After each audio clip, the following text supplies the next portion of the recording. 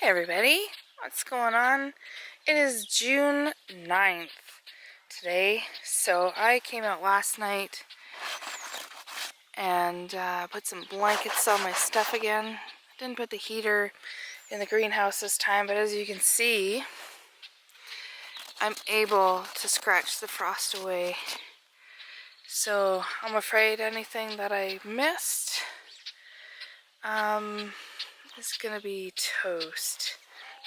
So who the heck is bellowing over here? You know who that is? That's one of those twins that we bottle fed in the barn. So I'm gonna go see if I can't sort her out.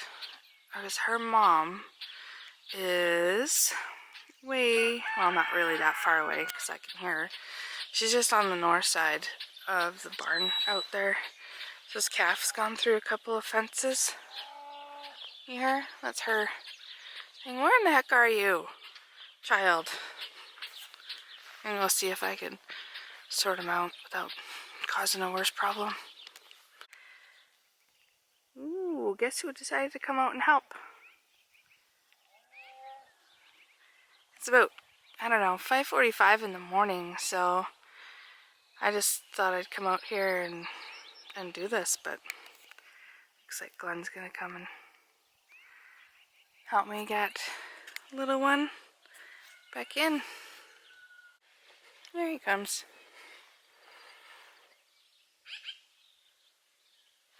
I'm gonna just pretend that I'm not paying attention. Oh, hello, sir. This big guy stayed home. One of them. Yeah, well, you're a couple hundred yards from your mom. Just keep coming. Oh, shoot. Missed the gate. After all that, you didn't even go through the open gate. Seriously. Children. Well, everybody's pretty excited. They would have been together already if the silly one had to just come through the open gate. Now we gotta try and walk it back here to the gate to get it through. Shouldn't have been a big deal, man. Oh, shoot. Let's hope that mom gets here before everybody else gets down here. We didn't really want to put everybody on this field this morning. Because actually it's still recovering. It had our replacement heifers on it. Well, let's see how this drama plays out. Oh, big guy thinks he's going to come through the gate.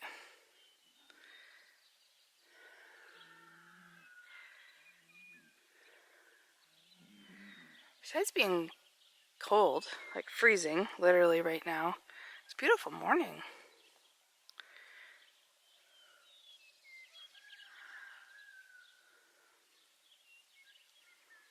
Ah, success. All right. Good job, Glenn.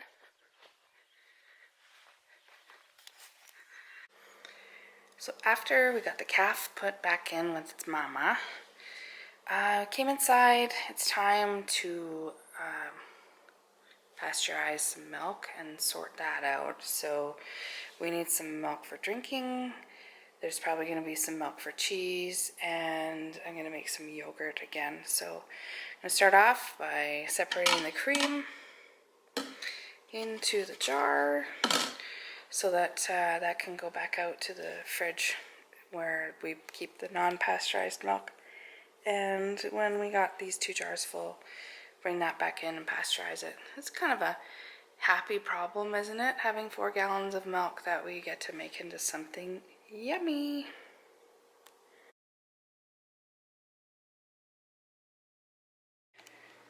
Okay, so I've got the milk pasteurized that I want just for us to drink. I've got the 2 liters of yogurt happening in the cooler. So simple, guys. Make your own yogurt. So what's going on with the lilac flowers again? Okay, so a colleague suggested, I was looking for some suggestions for cheese, and he suggested I made the lilac syrup, so why not make a lilac syrup, salt, and pepper cheese? So actually I kicked it up a notch. I got some red peppers here. So I took some of the red pepper juice from the boiling of those and some of the syrup that I made a couple days ago, and I put it into the pot that I'm just bringing up to temperature. It needs to come up to 190 and it's at 174 right now Fahrenheit. So I infused some of the goodness into the milk, and then I will add some actual fresh lilacs to this. Now this cheese is not one that we're going to be able to keep or store for very long. We'll probably be able to freeze it, but we'll have to eat it right fresh. So you see I got the press ready to go when I am.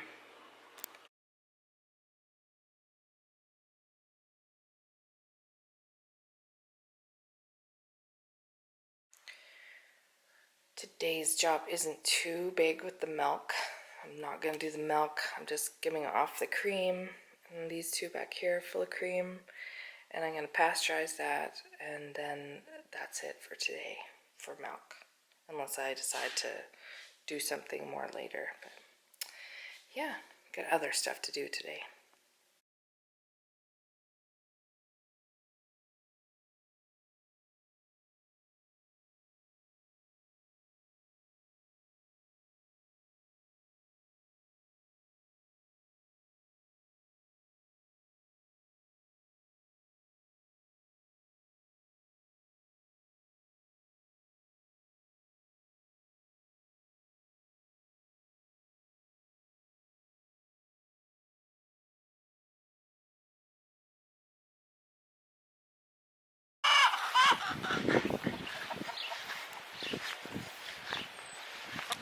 Looks like Grumpy's probably in on the nest.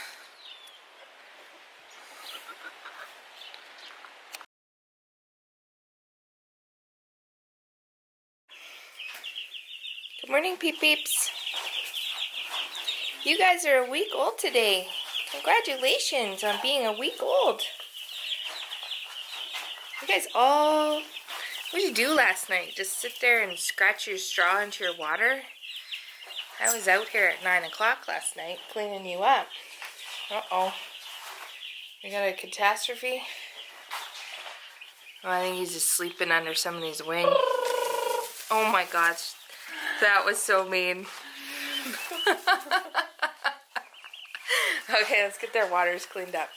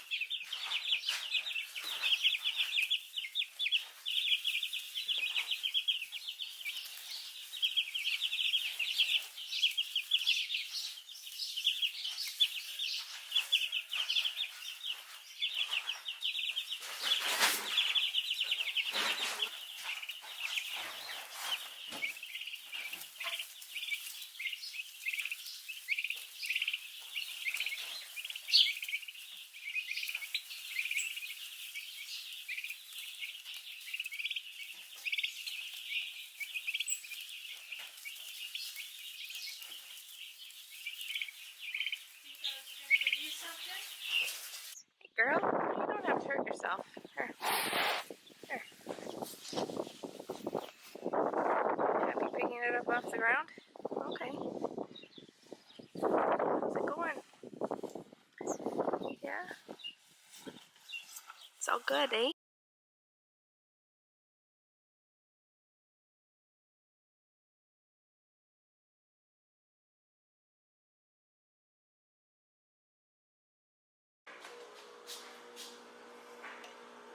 What is going on?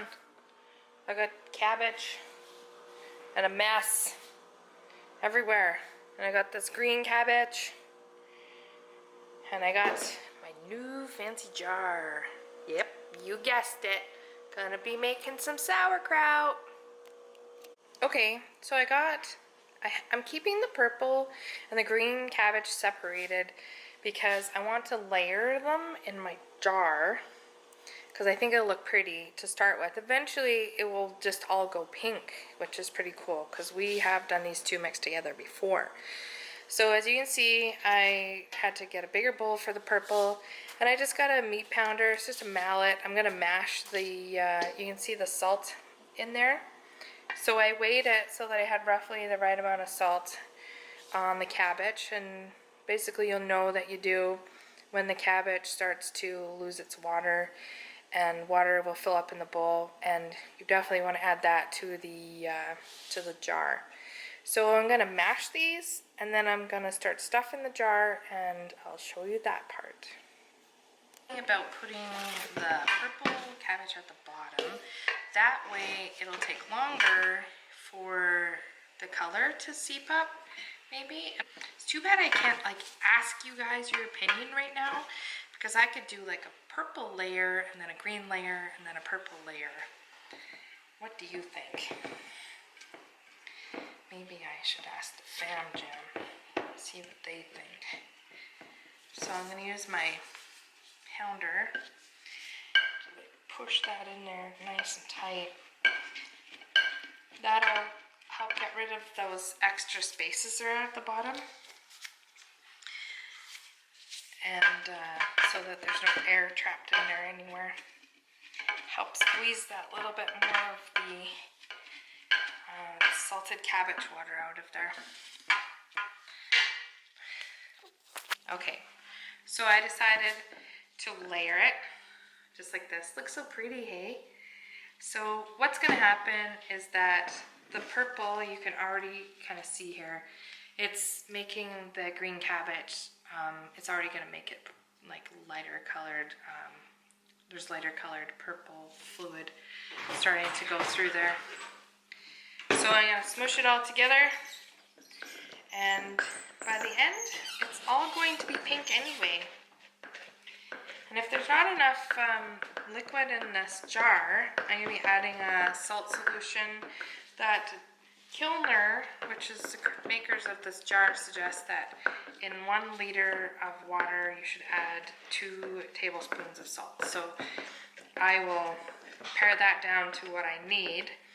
I don't know if you can see. So when I press here, you can already see the liquid line here. So I don't think it's gonna need too much water in there, salt mixture. And then I'm gonna just leave it on the counter. Well, I'll show you the airlock thing here before I do that. And these weights. These weights came with the jar.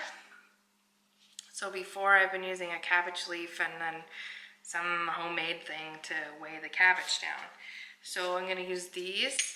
And then the top of the jar is this rubber seal, and it has room in there for this airlock. So what happens is you take the top off, you put a little bit of water in here. We use these all the time when we make wine on the carboys. And then you just fit it in here and then put it on top of the jar, and I'll take a picture of that later when it's sitting. So the idea is that the gases that build up in here will come up through the airlock and just bubble. It's pretty cool actually. So anyway, I'll take a picture of that later and show you all what that looks like. Okay, so I filled the airlock, not filled it, but I put some water in there, you can see. And so because I accidentally finely ground some of the cabbage, I don't have quite enough to bring it up to here. That's where I think these stones would work best. So I added a couple of glass weights that I have into the jar so that hopefully it keeps the water level underneath, or the cabbage, the water level rises and the cabbage stays down. That's what the weights are for.